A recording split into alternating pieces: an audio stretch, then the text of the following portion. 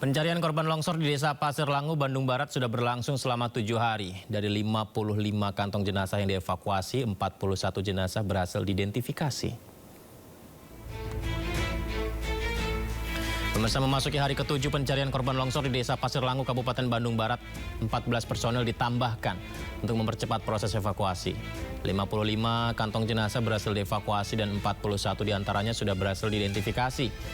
17 eskavator diturunkan untuk membantu proses pencarian korban. Di mana pencarian korban diharapkan dapat berjalan lebih maksimal karena sebelumnya sempat dihentikan akibat terkendala cuaca.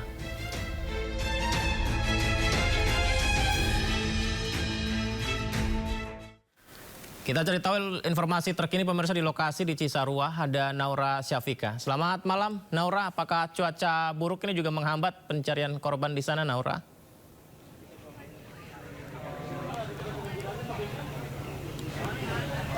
Ya, malam Yudi dan pemirsa, di hari ke-7 pencarian korban bencana longsor Desa Pasir Langu, Kabupaten Bandung Barat ini membuahkan hasil dikarenakan adanya bantuan 17 eskavator, di mana pada hari ini tertambah 5 kantong jenazah yang sudah berhasil dievakuasi, dan untuk total jika hari pertama di hari ke-7 ini total ada 60 kantong jenazah yang sudah berhasil dievakuasi dan 44 diantaranya sudah berhasil diidentifikasi dan juga diserahkan kepada keluarga. Dan memang untuk dari operasi ini tadi disampaikan akan terus dilanjutkan dan juga dimaksimalkan mengikuti dari tanggap darurat bencana 14 hari. Namun pasti diharapkan sebelum tanggal 14 sebelum 14 hari ini sudah ditemukan untuk seluruh jiwa yang hilang. Dan juga terkait dengan bantuan yang sudah diberikan dari tim SAR gabungan ini berkaitan dengan personil, yaitu tadi ada 3.000 personil yang sudah turun dan juga mencari langsung untuk korban ataupun jenazah yang masih tertimbun di dalam tanah.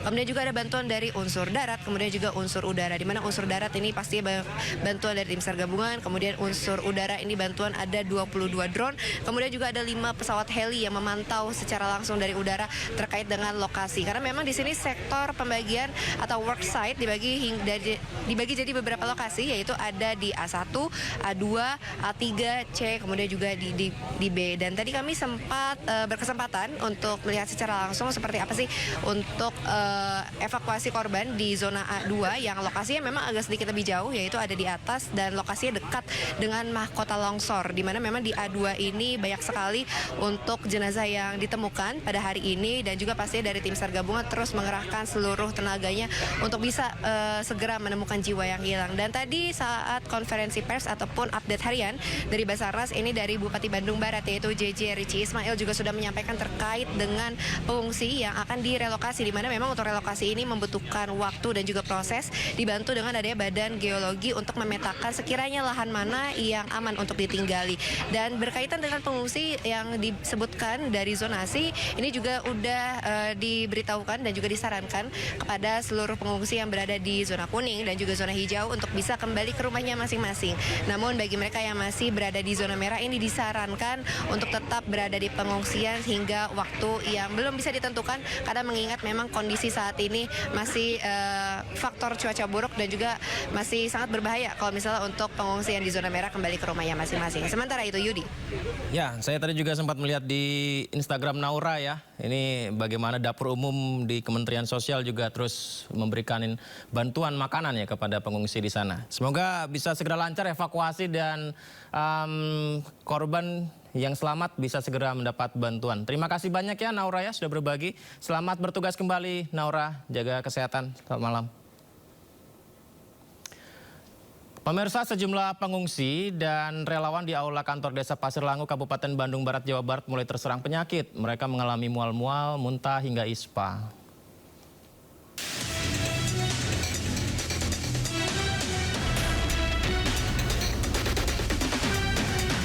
Seperti inilah kondisi pengungsian korban longsor yang dipusatkan di gedung Aula Kantor Desa Pasir Langu, Kecamatan Cisarua, Kabupaten Bandung Barat, Jawa Barat pada Jumat pagi. Sejumlah pengungsi mulai terserang penyakit seperti mual-mual hingga muntah, demam, dan flu setelah beberapa hari menginap di pengungsian. Namun kondisi mereka kini sudah membaik setelah mendapat penanganan medis. Ya, anak saya itu mual-mual, mungkin masuk angin, nggak tahu gimana. Iya. Ya, masuk angin. Muntah, soalnya muntah gitu. Berapa tahun? 6 tahun. Tapi udah langsung ditangani sama dokter, ada di sini ada dokter. Selain pengungsi, sejumlah relawan juga memeriksakan kondisi kesehatan mereka ke posko kesehatan di pengungsian. Para relawan mulai terserang penyakit akibat kelelahan serta faktor cuaca. Mereka terkena ispa, demam, serta tertusuk paku saat proses pencarian korban. Petugas menyediakan vaksin tetanus di posko kesehatan. Dari cuaca. Mungkin lebih banyaknya. Kalau dari tempat evakuasi itu karena kan semua ada di situ, kemungkinan penularan penyakit itu lebih cepat ya. Penyakit yang biasa terjadi di evakuasi atau di lingkungan yang berdesak-desakan itu diantaranya adalah penyakit ispa, penyakit diare, penyakit kulit, ya itu. Kemudian juga bisa penyakit-penyakit yang lainnya juga. Hingga Jumat pagi, jumlah total pengungsi dan relawan yang memeriksakan kesehatannya mencapai 193 orang. Dari Kabupaten Bandung Barat, Jawa Barat, Yuwono Wahyu Ainus melaporkan. Berikutnya kita ke Aceh, pemirsa. Jadi di Aceh ada fenomena lubang raksasa sangat besar sekali di Kabupaten Aceh Tengah. Dan ini terus melebar dan mengancam Menara Sutet yang berjarak beberapa puluh meter dari bibir lubang. Kondisi ini berpotensi mengganggu penyaluran listrik antar wilayah di sana.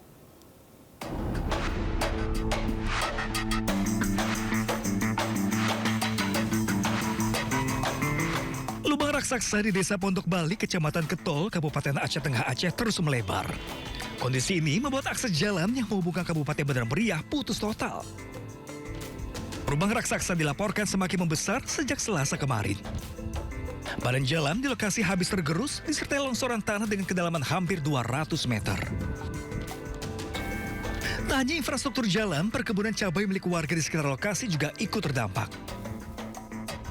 Sejumlah lahan pertanian ambles dan rusak akibat pergerakan tanah yang terus terjadi, terutama saat hujan ringan hingga sedang.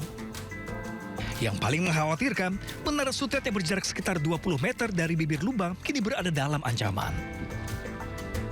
Jika longsoran meluas, kondisi ini berpotensi membuat Menara Sutet terperosok dan merusak jaringan transmisi listrik ke sejumlah wilayah. Petugas PLN pun mendirikan posko dan bersiaga untuk memantau perkembangan pergerakan tanah serta kondisi Menara Sutet. PLN juga berencana memasang tiang listrik di lokasi alternatif guna mengantisipasi meluasnya lubang raksasa yang mengancam keberadaan tiang listrik dan Menara Sutet di kawasan tersebut. PLN sudah mengupayakan tiang emergensi ya, terutama tiang-tiang yang nanti kita akan dirikan di sudut sana. Mudah-mudahan banyak kita sudah jumpa titik koordinat di sana. Dan untuk saat ini material yang untuk tiang emergensinya sudah tersedia. Dan bahkan mungkin beberapa jam lagi dari Bigun sana juga menyusul tiang-tiang selanjutnya. Untuk kesiapan kita supaya jangan ada nanti pemadaman ataupun pemutusan jaringan listrik. Hingga kini, warga di sekitar lokasi diimbau untuk menjauhi area longsoran demi menghindari risiko yang lebih besar. Dari Kabupaten Aceh Tengah Aceh, Yusradi, iNews melaporkan.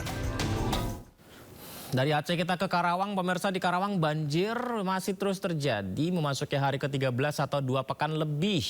Banjir akibat meluapnya Sungai Citarum dan Sungai Cibeet ini juga masih membuat rendaman di sana, pemirsa.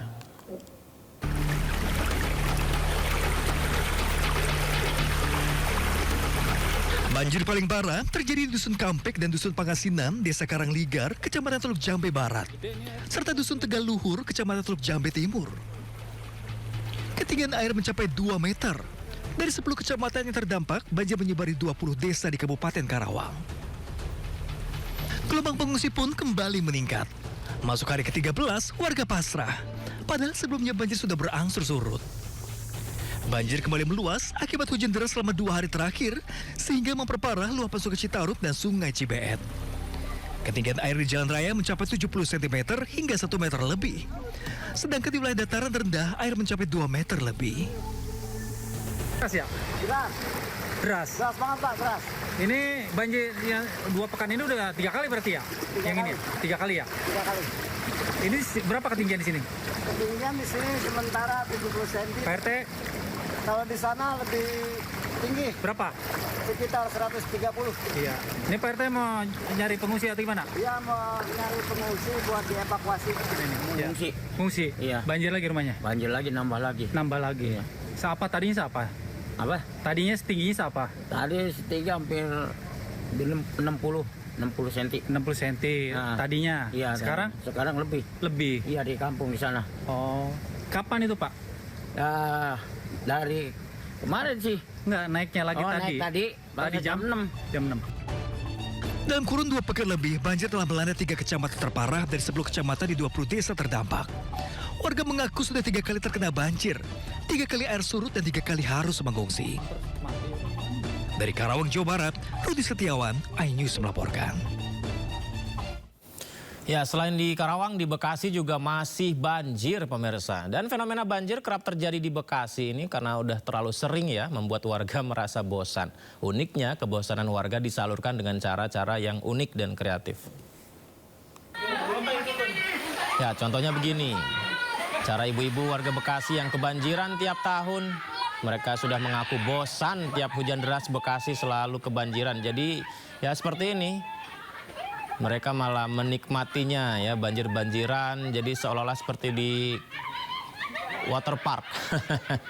Meski dalam kondisi susah, warga justru menjadikan situasi ini jadi bahan candaan. Kondisi banjir yang jadi candaan diupload di media sosial. Bahkan ada yang bawa bebek-bebekan ya.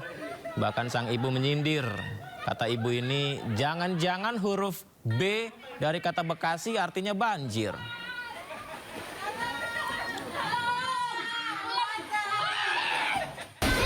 Bekasi, B-nya apa? Banjir.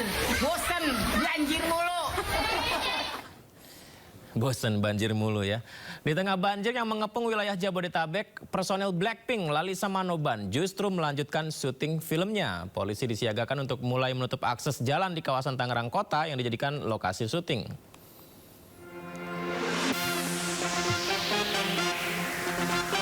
Lisa Blackpink ada di Indonesia buat syuting dan jalanan ditutup. Sejumlah kru film yang dibintangi aktris asal Korea Lisa Blackpink dan aktor laga Ma Dong Seok mempersiapkan properti yang akan digunakan. Polisi mulai lakukan rekayasa lalu lintas di sekitar lokasi syuting dengan menutup seluruh akses jalan menuju pintu air 10 dan mengarahkan pengguna jalan melewati looping Sangego menuju jembatan pintu air 10. Warga berdatangan pemirsa ke lokasi syuting ini nih. Ini sekarang ditutup nih pemirsa ya. Karena warga datang ke sini ingin lihat langsung Lisa Blackpink seperti apa saat syuting. Biasanya mereka melihat idolanya kan di layar TV. Sekarang bisa melihat aktris kesayangannya dari jarak dekat.